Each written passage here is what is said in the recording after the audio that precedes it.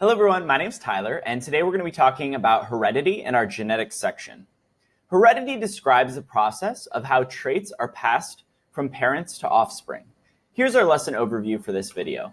First, we're going to talk about patterns of inheritance. Next, we're going to talk about Mendel's laws and crosses. And lastly, we're going to talk about linked genes. So first, let's talk about patterns of inheritance.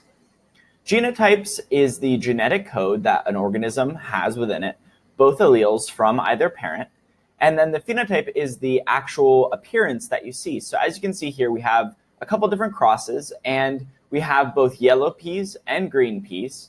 Although the yellow peas do have an allele to be green, but they are in fact yellow. Yellow is the phenotype, whereas being heterozygous or having two different alleles would be their genotype. And that's an important distinction to remember.